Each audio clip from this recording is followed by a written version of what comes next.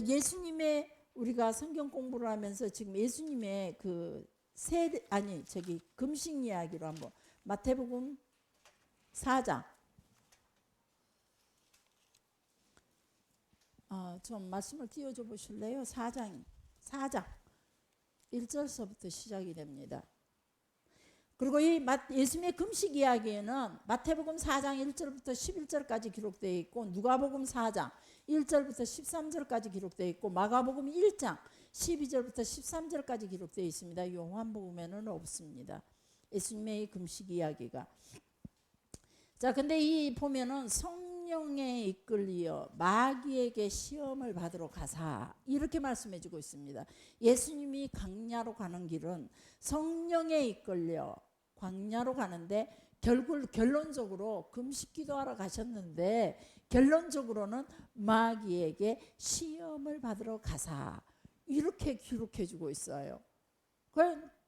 금식 기도 가는 걸음은 결론적으로 이 제자들은 표현하기를 마귀에게 시험 받으러 간 거예요.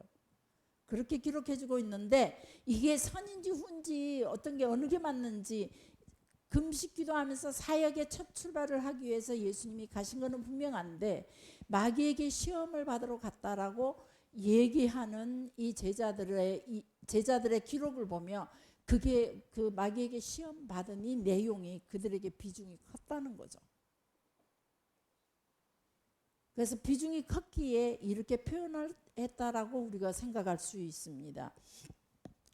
자, 그래서 시험을 받으러, 자, 시험이라는 말은 우리가 페이라스모이스라고, 그 헬라어로는 시련과 고난, 그리고 하나님이 주신 시험, 연단을 위해서, 우리의 연단을 위해서 하나님이 주신 시험들을 페이라스모이스라고도 합니다. 그러면서 또 종교적인 의미로는 유혹이라는 단어를 가지고 있대요. 유혹. 종교적인 의미로 유혹하기 위하여. 시험이라는 것은 훈련하기 위해서 준 것이, 페이라스모이스라는 단어가 훈련을 하기 위해서 시험 보는 게 아니단 말이에요. 자격증을 보기 위해서 시험 보는 게 아니에요. 그냥 유혹하기 위하여. 유혹하기 위해서 시험을. 그리고 의학적인 의미로는 실험하는 거. 지금 그 변호사의 아들이 독일에 가서 실험을 받고 있는 거죠. 이 약이 맞는가 안 맞는가, 이 신약이 맞는가 안 맞는가. 그 독일에 가서 들어보니까 전 세계 민족들 중에 아시아 계열이 신약에 가장 잘 이긴대요. 어떤 약들도 가장 잘 이기게 돼 있대요. 잘 이기더래요. 그런데 그 중에 아시아 계열 중에서도 특히 한국인과 일본인들이 가장 잘 버틴대요. 신약을. 중국인들은 한 명도 없대요. 거기서 살아나간 사람이 100명 정도 자기의 신약들을 연구를 해서 그걸 가지고 아이들한테 실험했을 때에 100명 이상이 치료받고 나갔대요. 세계 열방에서 사람들이 와서. 그런데 그 중에 한국인이 가장 많대요. 성공률이. 근데 일본인보다 한국인이 더 강하대요. 근본적으로 여기 그 기본이 탄탄하대요. 그게 먹는 음식에서 온다는 거래요. 먹는 음식에서. 그래서 기본적으로 한국인이 가장 탄탄해서 그 독한 약들을 이길 수 있는 힘이 최고 강하대요. 그리고 그 다음이 일본인이고 아시아 계열. 내 중국 같은 경우는 그분이 그 병원에서 또 설명하기를 이렇게 설명하더래요. 중국 가면 정갈도 먹고 이런 것들이 겁나 몸에 그들의 면역력을 약하게 만드는 거래요. 그래서 제발 이상한 음식 먹지 마세요. 군뱅이, 뭐 정갈, 또 막 이상한 것들, 뭐죠? 풍뎅이 같은 거 꽂아갖고도 먹더라고요.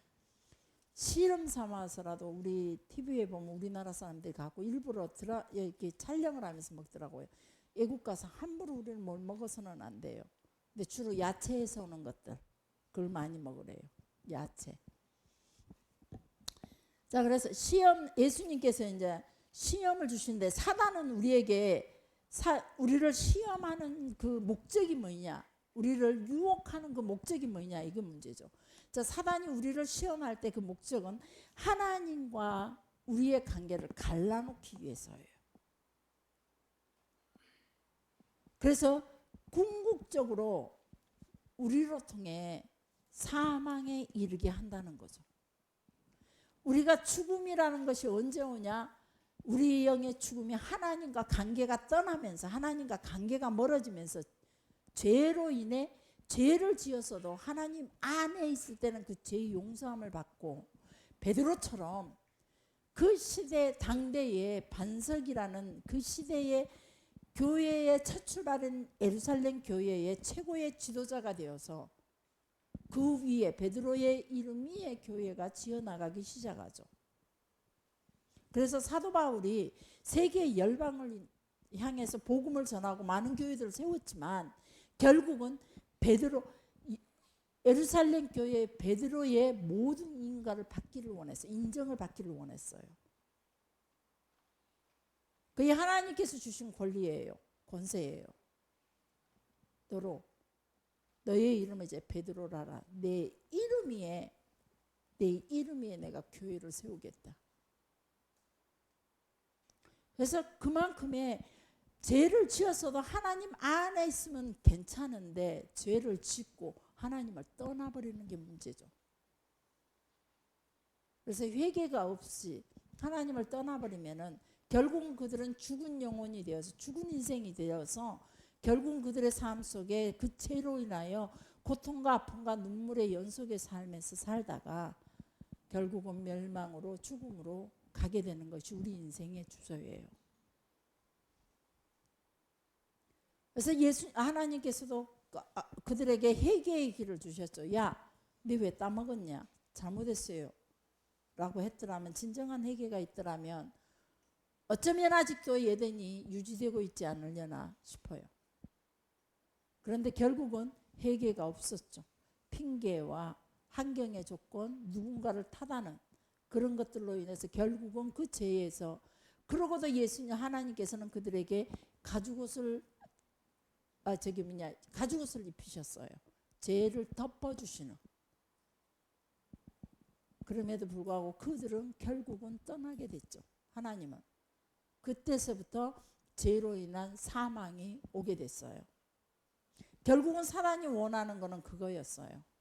하나님의 나라를 파괴하고 하나님과 하나님의 사람들의 관계를 이간질시켜서 하나님을 떠나게 만들고, 그 이간질되어서 하나님 떠난 영혼들은 결국은 사망에 이르게 하는 게 사단의 목적이에요. 내가 어떤 불평이 나온다, 불만이 나온다, 이때부터 내가 사단의 유혹에 지금 넘어가고 있구나. 관계 속에 하나님의 앞에는 늘 서 있어야 돼요. 제가 항상 여러분들한테, 나는 사모라서 참 감사해요. 이권사하고 나하고 삐져도 이권사는 교회 안 나올 수 있어요. 다른 교회 갈 수도 있고. 근데 저는요, 죽으나 사나 하나님 앞에 받은 사명 가지고 여기 엎드려요. 이권사도 죽으나 사나 여기 사명이 있어요. 여기서 권사 임명 받았기 때문에. 그것이 본인들의 마지막 주어지는, 이 땅에 주어지는 사명이죠. 우리 장로님도 마찬가지예요. 근데 장로님은, 우리 교인들은 가만히 보면 혹시 저하고도 불편한 관계 있어도 죽으나 사나 또 오시더라고요. 그래서 역시 그래서 구원이 있고 살아있는 생명이 될 수 있는 거예요. 근데 대부분이 신앙 없는 사람들은 불편하면 교회를 떠나버리고 안 와버려요. 부인하고 싸우고도 교회는 나와요. 오는 길에 주일날 종종 싸웠죠, 변관사님. 싸운 적 없어요? 그죠? 저도 목사님한테 삐져갖고 있어도 교회는 나와요. 하나님 앞에 예배만큼은 이 자리는 서야 되기 때문에. 그리고 너무 부끄럽고 여러분에게 너무 부끄러울 때도 있어요. 그래도 결국 이 자리에 와요. 그래서 그래서 난 사모라서, 교인들은 그렇게 자기들 감정 따라 오고 안 오고를 결정할 수 있지만 나는 죽으나 사나 교회에 나와서 하나님 앞에 서 있다는 거, 그게 너무 감사해요. 그래서 나는 또다시 그럴 일은 없지만, 그리고 하나님께서 제게 나타나서, 야, 내 생명 돌려줄게. 조금 더 살다가 올래. 그러면 싫어요 하나님. 저는 이대로 살다가 가게 해주세요. 다시 처음부터 돌아가 저 많은 나이로 돌아가서 내 인생을 다시 고통과 슬픔으로 또 살아온다는 게 아무리 돈이 많아도 아무리 조건이 좋아도 결국 인생은 무거운 짐을 지고 갈 수밖에 없고 죄로 인해 슬픔과 고통이 있기 마련이에요. 있는 자도 고통이 심하고 없는 자도. 새롭게 전도하는 분은요, 남편이 남자 집이 제주도 지주의 아들이래요. 그리고 여자는 의사의 애동딸이래요. 돈에 부족한 점이 없었대요. 그래갖고 둘이 결혼을 해가지고 검사로 살다가 둘 다 뭐 행정학 그 부인도 행정학과 나왔다 그러더라고요. 그리고 유아여대 행정학과에 나왔고 남편은 이제 검사로 있다가 이제 지금은 변호사로 살면서 서울 가장 비싼 동네가 어디예요? 강남에 아파트에 멋지게 해놓고 살고 최고로 비싼 예제차 타고 다닌대요. 둘 다. 그분이 성경을 보고 하는 말이 내가 진작 성경을 알았더라면 내 자식들을 이렇게 교육할 건데 성경을 보고 진작 성경을 알았더라면 이 성경이 옳다고. 그래서 그 자녀들이 오렌지족이 돼버린 거죠. 지금은. 둘 다 재수생으로 학교를 더 이상 진학을 공부를 안 하니까 먹고 사는데 부서가 먹고. 강남의 오렌지족 옛날부터 나온 소리들이죠. 돈이 있어도 그들의 고통과 아픔은 여전히 가지고 있더라는 거죠. 나와 다르게. 나는 돈의 고통만 있을 뿐이죠. 그렇지만 그들은 더 많은 고통을 안고 불안해로 떨고 사는 거예요. 지금 돈 고통 없어. 하나님께서 금전으로 뭘 해줬어요? 금융치료. 우리 다 제가 금융치료를 받았기 때문에 여러분들도 다 금융치료가 있을 겁니다. 믿으시기 바랍니다. 그래서 떼 쓰세요. 때를 쓰세요. 하나님 앞에. 눈은 주고 눈은 안 줍니까? 그러고. 자, 사단은 이제 자꾸 유혹하는 것이 우리의 상황으로 통해 우리의 환경으로 통하여 내가 가지고 있는 좁은 통로, 육의 통로로 통해 판단하게 만들어요. 내 생각, 내 스타일, 내 감정, 내가 가지고 있는 지식으로 판단하게 만들어서 자꾸 내 통로를 초월적인 통로로 만들지 못하게 만들어요. 그래서 그 중간에 계속 우리를 유혹하는 거죠. 예수님도 유혹했는데 여러분 유혹하는 기가 첫사람 아담과 하와도 유혹해서 승리했어요. 그리고 예수님도 유혹하려고 하는 거죠. 그러니 여러분 유혹하는 건 1도 아니라는 거예요. 근데 왜 나는 유혹 안 당하고 이러고 있나? 아니에요. 삶 속에 여러분이 아마 유혹당하고 있는 것들이 있어요.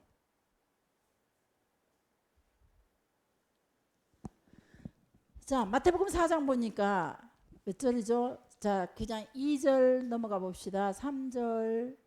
자, 여기서 한번 읽어봅시다. 시작. 시험하는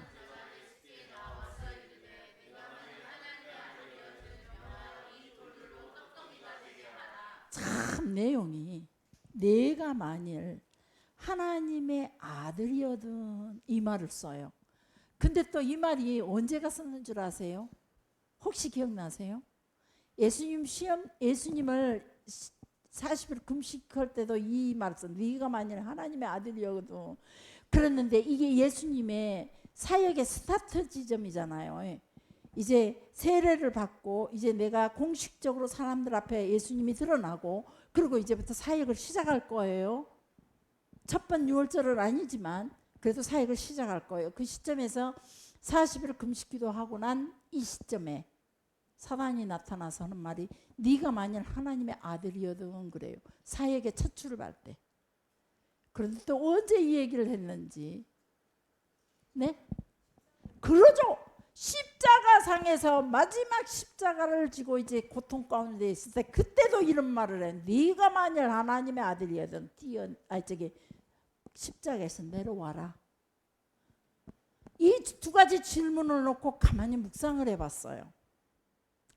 자, 이 두 가지 놓고 묵상을 하는데 이 돌들로 떡덩이가 되게 하라. 이게 무슨 말이냐?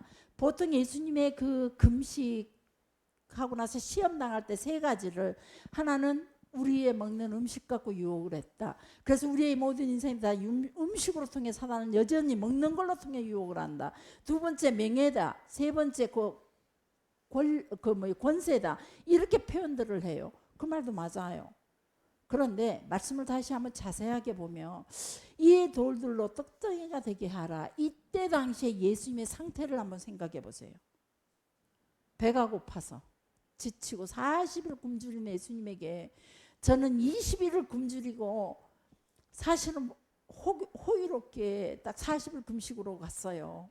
근데 21일 만에 피를 토하고 난리가 났어요. 막 피 비린내가 나서 못 견디갖고 계속 구토하면서, 구토하다 보니까 속에서 피 비린내가 나니까 구토하다 보니까 계속 피가 나오게 되고 막, 그래서 도저히 금식을 못하고 21일 만에 마치고 돌아오면서 하나님 앞에 이렇게 기도했어요. 하나님, 다시는 나 안 굶도록 하나님 앞에 정신 차리고 살게 해주세요. 하나님, 저한테 다시는 평생에 굶으란 말씀 하지 마세요. 그랬는데 작년하고 올해 굶었어요. 우리 사랑하는 성도님들 때문에 안 굶겠다고 작정해놓고 굶었어요. 저 굶게 하지 마십시오. 저 너무 힘들어요. 자, 근데 여기 보니까 이 돌들로 떡덩이가 되게 하라 이렇게 말해요. 이 질문을 여러분이 다시 한번 가만히 생각해 보세요. 마귀의 시험이 어떤 건가? 물론 먹는 것 갖고 시험을 했어요. 그 말도 맞아요. 여러분이 수없이 들어왔던 시험, 어디를 보면 이 시험에 대해서 우리 먹는 걸 갖고 시험을 하셨다라고 말해요. 근데 이게 엄밀히 따진다면, 조금 더 깊이 있게 따진다면, 네 일 먼저 해결하고 나서 봐. 이해하시죠? 그래서 먼저 당신이 처한 그 상황에서부터 해결하고 나서 네가 인류를 위해 죽든지 누군가 사역을 하든지 하라 이 말이에요. 그래서 우리 시험의 첫 번째가 뭐냐? 나예요. 나. 오늘도 제가 그랬던 거죠. 내가 우리 만약에 그런 경우가 생긴다면 나는 어떻게 할 건가? 내일 먼저 해결을 하려고 생각하다 보니까 이래서 안 되고 이래서 안 되고 이래서 안 되고, 벌써 내가 예수님의 첫 번째 이 시험에, 사단의 시험에 저도 같은 소리를, 사단과 같은 소리를 하고 있는 거예요. 거기에 완전 홀려버린 거죠. 유혹이 될 뻔했어요. 시험에 들지는 않았어요. 유혹에 넘어갈 뻔했죠. 그래서 예수님, 내일이나 먼저 해결해. 너 지금 굶고 있지 않아. 너 너무 지금, 그러니까 내게 당면한 문제, 당신들에게 당면한 그 문제부터 해결해. 그러니까 하나님은 나중에 믿어. 주기철 목사님에게도 그런 시험을 했었죠. 주기철 목사님이 의인이 됐던 것도, 우리 순교자로서의 우리 의인이 될 수 있었던 것들은, 죽을래 한 번만 부인하고 살아라. 한 번만 부인하고 예수를 믿어도 상관없다. 한 번만 부인하고 살아라. 그랬는데 그 한 번을 부인하지 않죠. 그래서 저기 모디를 걸어가죠. 이 한 번, 그러니까 내게 중요한 거는 지금 내 목숨이야. 내 고통이야. 육체의 고통이야. 지금 앞으로 내가 이 십자가의 고통을 당할 것인데, 십자가의 고통을 당할 것인데, 너는 죽음에 이르기까지 할 것인데, 그 일이 너한테는 더 큰 일이지 않냐. 그러니까 그 일은 한다 할지라도 당장 내 앞에 당면한 그 문제, 배고픈 것부터 해결해. 그래야 네가. 많은서 지난번에도 제가 그랬죠. 사람들이 건강을 지켜야 된다라고 말해요. 하나님도 사역도 건강해야 됩니다, 사모님. 그러니까 건강을 먼저 지키세요. 그래서 쉼이 필요합니다. 쉬어가면서 하십시오. 이렇게 말해요. 저 그 소리 화난다 그랬죠. 저한테 그런 소리 하지 말으라고. 생명은 하나님께 있기 때문에 난 그것과 상관없이 오늘 하루, 혹시 내가 오늘 밤 아무리 살려고 애를 써도 내가 오늘 밤 예배 마치고 돌아가다 교통사고로 죽을 수 있다 이 말이에요. 그러는데 그래서 나는 오늘 하루 이 하루를 하나님 앞에 충성을 다하겠다는 거죠. 생명은 하나님께 있기 때문에 바로 그런 것들이 예수님의 이 첫 번째 유혹과 같은 것이라는 거죠.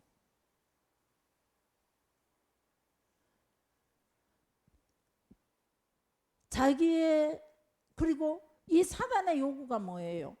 이 돌들로 떡덩이가 되게 하라 이렇게 말했어요. 돌들로 떡덩이가 되게 하라. 이 말은 또 한 가지 우리가 볼 수 있는 것은 뭐냐 하면은 예수님에게 그 능력을 자기를 위해서 사용하라는 거예요. 자기를 위해서. 같은 말이지만 좀 다르게 표현한다면 나를 위해서, 너를 위해서 먼저 사용해. 네가 인류를 위해 죽는 것보다 너 자신 당장 당면에 있는 내 문제부터 해결해 놓고 너를 먼저 살려놓고, 그러니까 네가 가지고 있는 그 능력, 하나님의 아들이요 신이 육체를 입고 이 땅에 왔다면 그 신의 능력이 내한테 있지 않느냐. 그 능력을 가지고 너를 위해서 사용해. 그래서 예수님의 정체성에 대해서 완전히 예수님께서 가지고 계시는 메시아적인 그 권능을 수행하기에 앞서 예수님에게 문제에 닥쳐 있는 그 당면한 그 개인적인 문제, 허기를 먼저 해결하고, 그리고 그 허기를 해결하면서 자기를 위해서 먼저 그 능력을 사용하라는 거예요. 이게 아주 우리가 쉽게 넘어갈 수 있는 시험이다 이 말이에요.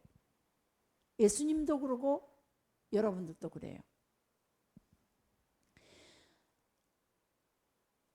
자, 그다음 그래서 그런 것들이고, 그다음 두 번째, 예수님께서 이 시험에 뭐라고 대답을 합니까? 쭉 보면, 자 시작. 예수께서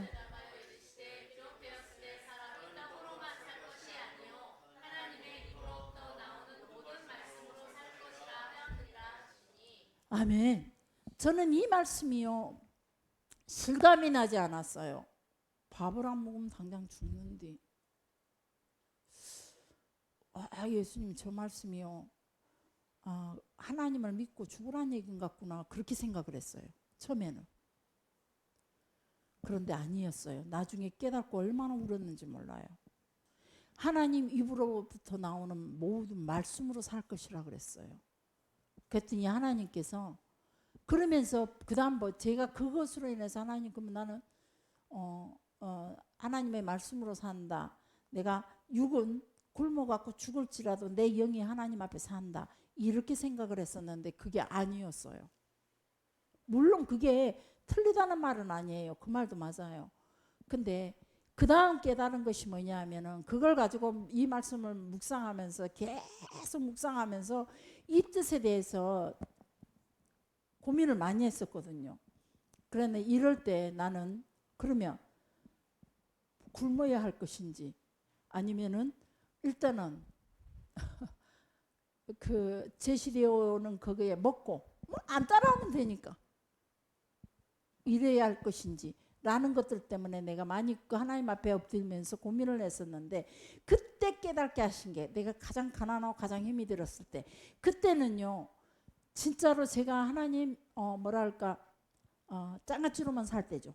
많이 장아찌에 제가 달인이었을 때였어요. 먹을 게 없으니까 앵가는 것들은 다 장아찌로 담아서 오랫동안 두고 반찬해서 먹고, 쌀이 없어서 굶을 때가 많았었거든요. 그래서 아침 금식을 아예 했던 그런 시절이었어요. 그때 깨달게 된 것이 뭐냐면 예수님의 그 한마디 말씀에 오병이어의 기적이 있었어요. 광야에서 하나님의 말씀 한 번의 순종에 만나가 메추라기가 왔어요. 하나님께서 내게 너 굶지 않을 거라 이 말씀 한마디면 난 산다 이 말이에요. 생명이 하나님께 있다는 거죠. 나의 먹고 사는 문제가 하나님께서 모든 사람들이 자기의 수고로 먹고 살지만 나는 하나님의 입에서 나오는 말씀으로 살아야겠구나. 굶으라 그러면 그 시간에 금식하고 나를 데려간다면 할 수 없고, 그거는 내가 굶어서 죽는 것이 아니라 내 인생의 시간이 여기까지라는 거. 그래서 하나님 앞에 물었어요. 내가 굶어 죽는다면 그는 굶어서 죽은 것이 아니라 하나님께서 내게 이 땅에 주신 인생의 삶이 여기까지라는 거. 그래서 지금도 제가 살고자 발버둥 치지는 않는다 이 말이에요.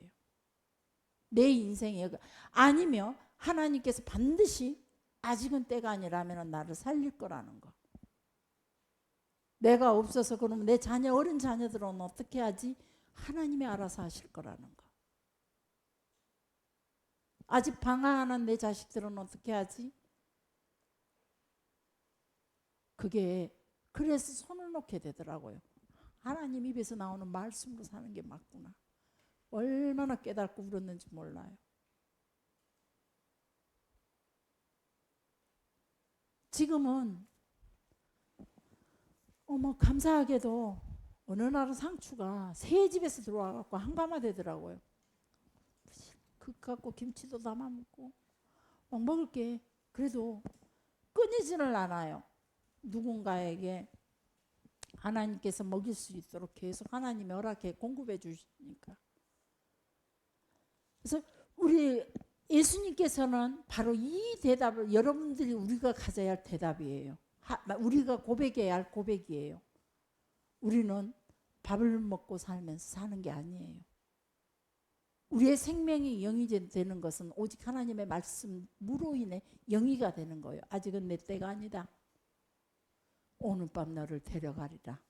부자가 창고마다 채워놨지만 그걸로 만족해서 배 두드리면서 나는 부자야. 나가 얼마 동안 몇 년 동안도 내가 먹고 살기에 부족함이 없어 하지만은 하나님께서 오늘 밤 내 영혼 부르면 너는 끝난다 이랬어요. 그래서 우리의 생명은 바로 모든 주권이 하나님께 있다는 거예요.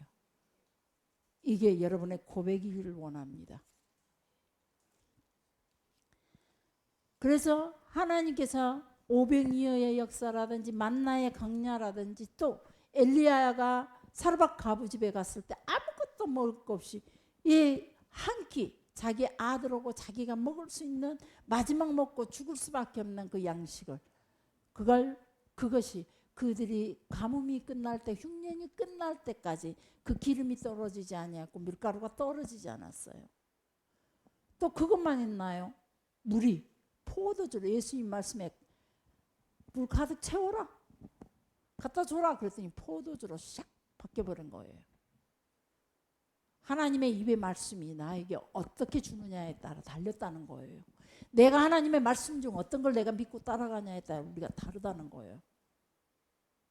나를 부욕해 하신 이도 나를 금식하게 하신 이도 하나님이에요. 이게 여러분에게 믿어지기를 원합니다. 이 하나님을 인격적으로 그의 주권에 맡기고 경배하기를 원합니다. 그럴 때 하나님이 우리의 모든 걸 채우십니다. 당신의 이름 때문에, 당신의 영광 때문에 철저하게 믿는 그를 하나님 책임져 주신다는 거예요.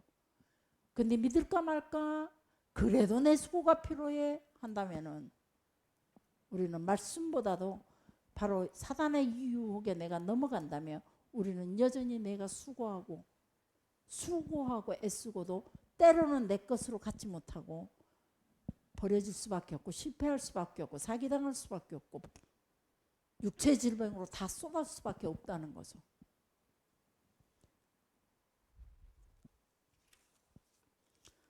그 다음 두 번째 시험으로 가봅시다. 보면 자, 두 번째 시험 시작. 이에 마귀가 예수를 거룩한 성으로 데려다가 성전 꼭대기에 세우고, 자 여기서 성전 꼭대기는 어디냐면 이 헬라어로 푸데르기온 에스데센이라고 부르는데요. 헬라어로 저는 외국어는 길면 해가 잘 안 돌아가요. 한국어도 제가 해 잘 안 돌아가서 종종 꼬이잖아요. 근데 이것은 무슨 말이냐면 어디냐 하면은 이 성전 꼭대기가 이 푸데르기온이라는 것이 뭐냐면 작은 날개를 의미한대요. 그래서 성전 꼭대기라, 성전 꼭대기 거룩한 성으로 데려다가 그랬는데, 다른 성경에는 성전 꼭대기로 데려가 이렇게 설명하고 있어요. 그러면 예루살렘 성전을 말하는 거예요.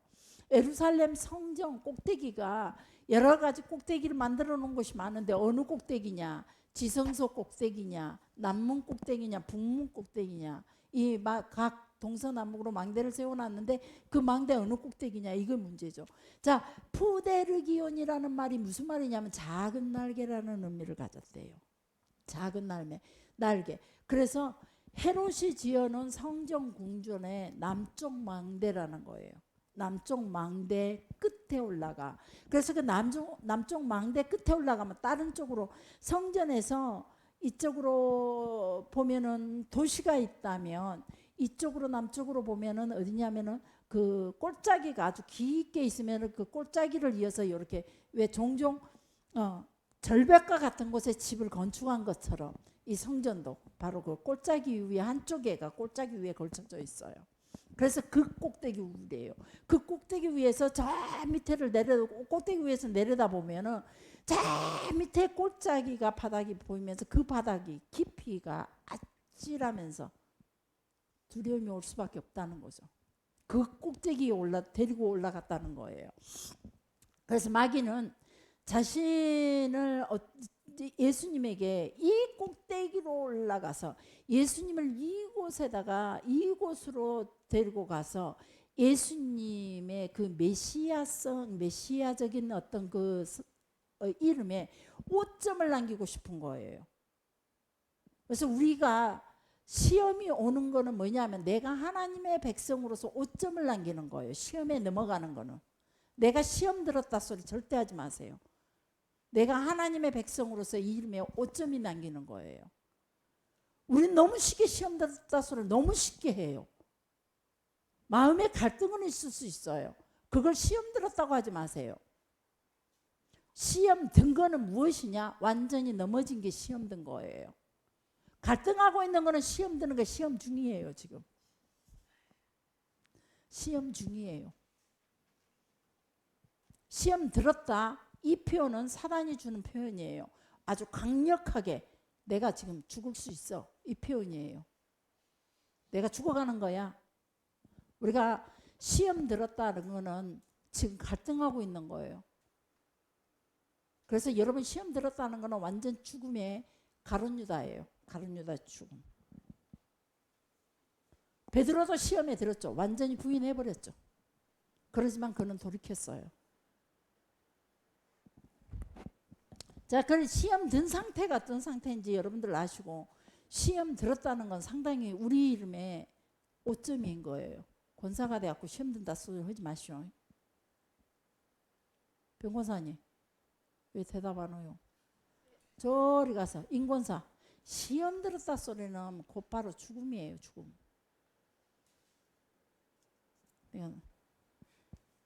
자, 왜 했어? 시험 들었다 했어? 인사 안 했어? 알았어. 안 했다 해야지. 했어도. 자, 뛰어내리라, 이 말. 저도 뛰어내리라는 음성을 들었어요. 막 날개를 펴고 이렇게. 그럼 제가 막 이렇게 아름답게 비행할 것 같았어요. 그 꼭대기에서 뛰어내리면. 장로교 옥상에 올라가서 뛰어내리라 그러더라고요. 그때 내가 가장 여러분 아무도 몰랐죠. 내가 그렇게 우울감의 공황장애로 얘기는 했었어요. 지나온 길에. 지나가는 모든 차들이 다 저 아는 사람이었어요. 저 아는 사람 중에서도 몇몇으로 손을 꼽았죠.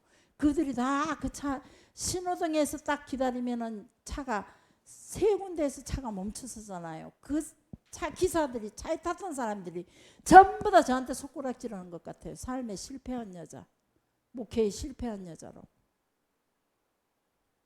그래서 제가 시내를 혹시 나간다면 골목길을 찾아서 다녔어요. 아무도 몰라요. 그렇게 고통스러울 때가 있었어요. 그때 사단이 꼭대기로 제 성전으로 데리고 갔었어요. 목사님이 찾아오셨죠. 전화기 이치 추적해 놓으시오. 세상 좋습니다. 나 죽을 수밖에 없는 상황이에요. 목사님 찾아왔고 잡았다니까. 왜 감추요? 뭘 그렇게 비밀을 많소? 부부간에 의심을 사람들이요 전부 다. 자유라는 게 뭔데? 규례 안에 자유예요. 근데 꼭대기에 가서 있는데 이렇게 손을 펴래요. 근데 제 앞에 보여줘요.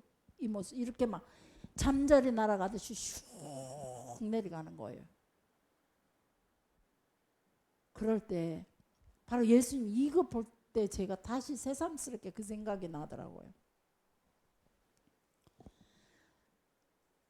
뛰어내리라. 내 스스로 내 몸을 한번 날려봐라.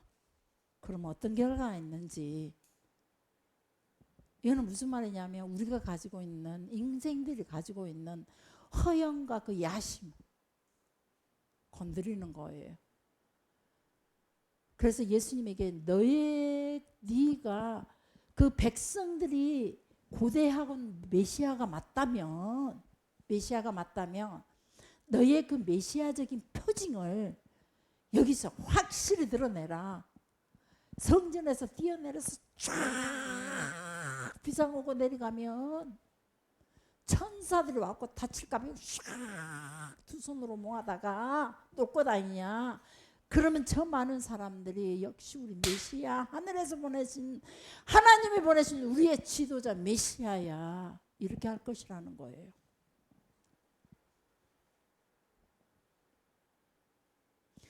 무슨 말이냐면 예수님께 너 희생의 길 걷지 마.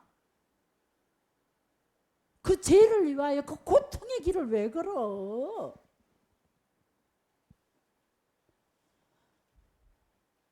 그래, 그 희생의 길을 걷는 것보다 네가 이왕이면 이 땅에 환대를 받으면서 환영을 받으면서 접대를 받으면서 영광을 누리면서 메시아적인 그런 일들, 영적인 일들을 쫙 하고 나서 영답게 대접을 받으면서 살아.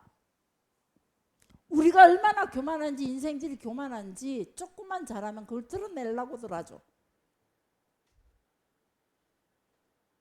그리고는 직분 하나 주어지면 이제 타치가 노터치를 받으려고 그래요. 노터치. 내가 그래도 누군데.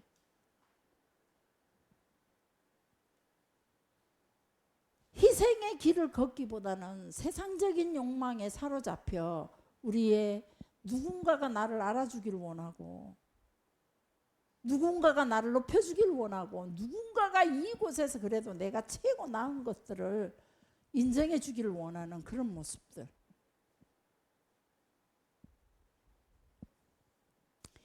그런 것들을 성경을 인용해 가면서까지 하나님의 말씀을 인용해 가면서까지 그런 것들을 인용해서 예수님이 손에 가지고 있는 그 말씀의 검을 낚아채려는 것이죠.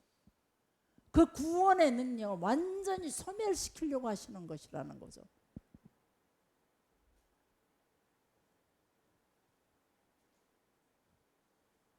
하나님의 말씀을 가지고 하나님의 아들을 궁지로 몰아넣으려고 했어요. 사단은.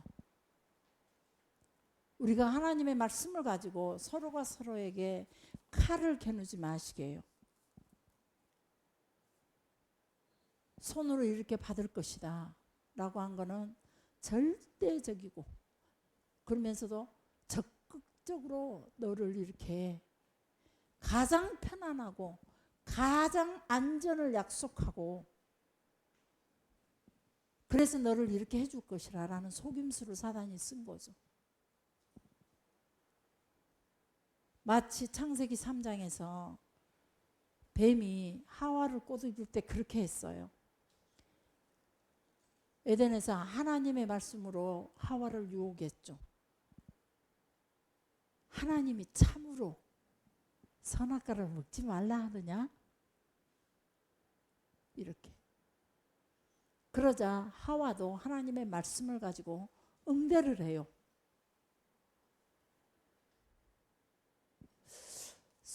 죽을 수도 있다고 그랬어. 죽는다 그랬는데 죽을 수도 있다고 그랬어. 하나님의 말씀을 가지고 응대를 하죠. 오늘날 우리 성도들이 똑같은 방식으로 여전히 사단에게 시험받고 있다는 거예요. 우리에게 하나님의 말씀을 의심하도록 만들고 하나님의 말씀을 인용해서 사기치고 유혹으로 유혹하고 있다는 거예요. 하나님의 말씀 기록되었을 때 이 말은 메그라포타이라는 단어를 헬라어로 그렇게 표현해주고 있어요. 그래서 한번 볼까요? 4장 6절 시작. 이르되 내가 만일 하나님의 아들이거든 뛰어내리라. 기록되었을 때 그랬죠. 그러면 4장 7절로 가봅시다. 시작. 예수께서 또 이르시되 다 기록되었을 때. 그래서 사단이 기록된 하나님의 말씀을 가지고 다 유혹을 하니까 예수님도 기록된 하나님의 말씀을 가지고 응대를 하죠. 자, 우리가 이 하나님의 말씀을 그 말씀은 과거나 지금이나 미래까지도 여전히 현존성이 있다는 거예요. 변하는 게 아니에요. 구약의 하나님의 말씀의 능력이 더 컸지만 광야에서 40년 동안 그 기적들을 베풀었지만 지금은 못 베푸는 하나님이 아니라는 거예요. 예수님 시대에 그 기적들이 있었지만 지금은 그거에 베풀지 못하는 그 기적을 베풀지 못하는 그런 예수님이 아니라는 거예요. 현존성이라는 것은 과거에 있었던 그 기적과 능력들, 하나님의 약속들이 여전히 지금도 그대로 있다는 거죠. 그래서 그 하나님의 말씀의 현존성과 가지고 있는 영원한 호력성, 이런 것들을 사단도 이용을 했어요. 기록되었을 때 과거에 이렇게 기록하지 않았니? 그 말씀이 지금도 유효한 거야. 그러니까 네가 뛰어내려봐. 하나님이 이렇게 하실 거야. 그러니 예수님께서 하시는 말씀이 성경에 기록되었을 때 여전히 그 말씀이 유효해. 하나님 주 너희 하나님을 시험하지 말아라 했어 라고 응답을 해주신 거죠. 그래서 성경에 보면 기록되었을 때 기록되었으니 기록하기를 율법의 예언대로 아니면 율법에 있지 못하였느냐 말씀하시되 선지자의 글에 보면 이런 걸로 과거의 글들을 여전히 현존성으로 끌고 와서 설교하는 선지적이 뭐냐 신약 성경에서도 그 성경들을 그대로 응용하고 있다 이 말이에요.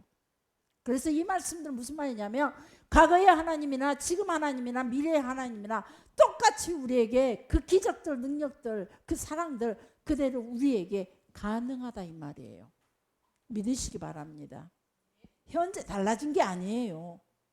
왜 달라졌다라고 믿으면 여러분 영원히 그 하나님의 사랑 속에 그 능력 속에 우리가 절대 몸담지 못한다는 거죠.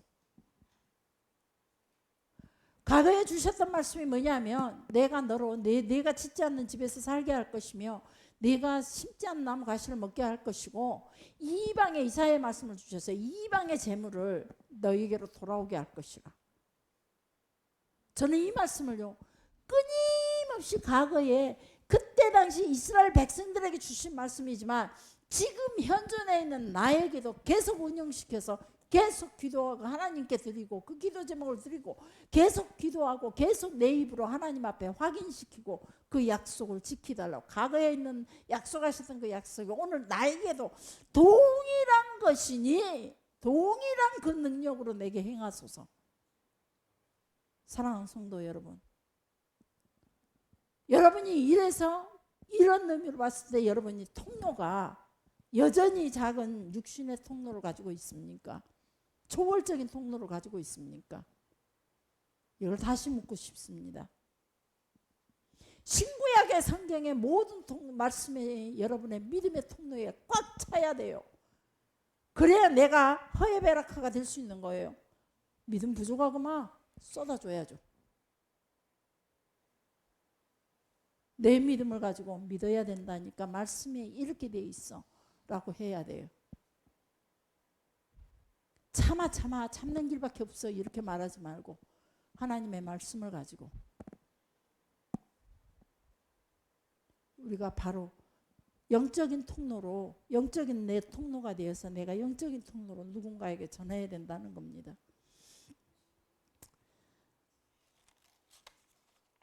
구약을 인용하면서 객관적이고 사실화 시키는 것이, 그리고 그걸 확실화시키는 것이 우리에게 정말 중요한 믿음이라는 겁니다.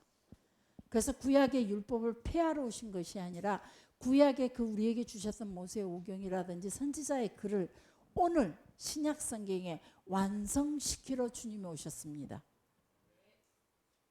사람의 계명들, 장로들의 유전들 이런 것들은 폐하러 오셨지만 모세의 오경이라든지 선지자의 길을 오늘 이 시간에 우리에게 완성시키러, 그래서 요엘 말씀에 성령을 내가 말세에 만민들에게 부어주겠다는 그 말씀을 완성시키려 사도행전 2장에서 성령의 충만함이 나타났던 겁니다. 예수님께서 구약에 너희에게 메시아 보내시겠다고 하셨던 그 말씀이 지금 바로 그 신약 성경 때 예수님 메시아로 오심으로 인해서 구약의 성경을 완성시키러 왔습니다. 지키지 못해서, 하나님의 계명을 지키지 못해서 멸망당하고 고통당하고 죄 가운데 허덕이는 그들에게 그 구약에 완성시키는 걸 지키도록 하나님의 계명을 지키고 하나님의 율법을 지켜서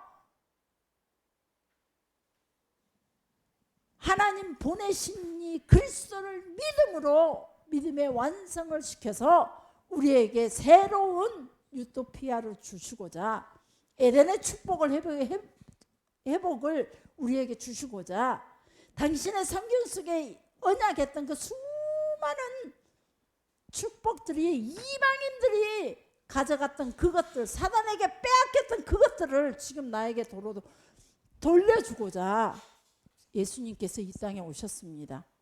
그래서 우리를 부욕해 하시는 예수님, 우리를 치유하시는 예수님, 나를 회복시키시는 예수님, 에베네셀 하나님, 여기까지 나를 도우신 하나님, 이 하나님이 바로 여러분과 나의 하나님이십니다. 아멘. 기도하겠습니다. 살아계신 아버지 하나님 감사드립니다.